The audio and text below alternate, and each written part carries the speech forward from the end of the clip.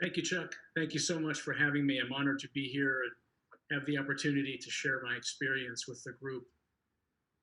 I'd like to say first that I'm originally from the Pittsburgh, Pennsylvania area. I live in the Charlotte, North Carolina area now. And it was January 26th, 2016 was the night I died. And I bring up where I was originally from, Pittsburgh, because what had happened to me is that I had been struggling for about 2 years or so with some unidentified pain in my neck, and I went to an army of doctors. Nobody can figure it out. And finally, a doctor in Pittsburgh, close to my hometown, a Korean doctor, had figured out possibly what my issues were. And it was determined that I had some bone spurs on my neck from sports injuries when I was younger. So I went to Pittsburgh and I had this very simple surgery. I was only in the hospital one day where they cut the side of your neck and they go in through the front with this special drill and they take out these bone spurs. So the surgery was successful. I returned home to North Carolina, and unfortunately, 4 days later in my bed, it was around 11 p.m., I had a massive heart attack. And the theory now, looking back, was I probably threw a blood clot. my doctors really aren't sure exactly what happened, but around 11 p.m., I started screaming in my bed. Don't remember any of this. And my wife calls the ambulance, rushes me to the hospital. Thank goodness the hospital here was only about 3 miles away from my house. So the ambulance driver thought I was having a heart attack.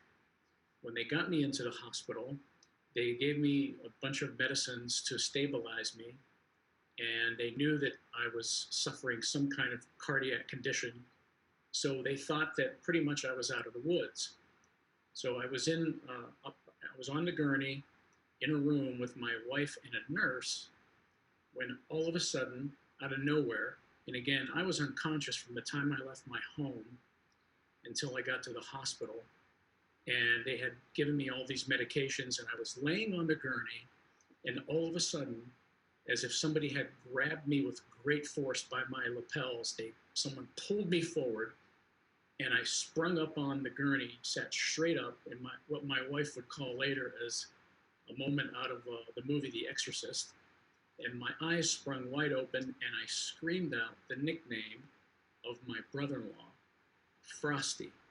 I screamed out Frosty, and I collapsed backward onto the gurney, and I flatlined. Code blue rang out. Through the hospital, in rushed a team of doctors, and I had flatlined. They could not resuscitate me for 20 minutes. The cardiologist that night wasn't in the hospital, so he was en route. They called him. About time he got there, he had done an emergency catheterization and run a cath up through my leg. He found the blockage in my widowmaker, inserted 2 stents, but it was too late. Deep damage had already been done to my heart. They intubated me, and I went into a 4-day coma. So during that time, in that period when I was in this 4-day coma, they had sent in different neurologists to see if I was brain dead. My oldest brother drove down from Pittsburgh. I was raised Catholic. He called a local priest. The priest arrived and gave me the last rites, anointed me with oil, and everybody said, well, let's see what happens. We'll give him a couple of days. On the 4th day, my doctor said, we can't wait any longer. We're going to have to take the tube out, and if he breathes on his own, we'll go from there.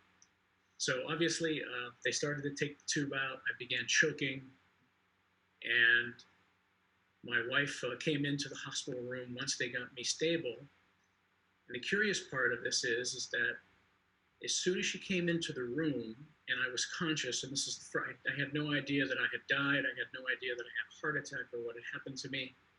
But she came into the room and she said that I was talking like a child. And I called her over and I said, you have to believe me. You have to believe me. It was your brother, Frosty, that came to me.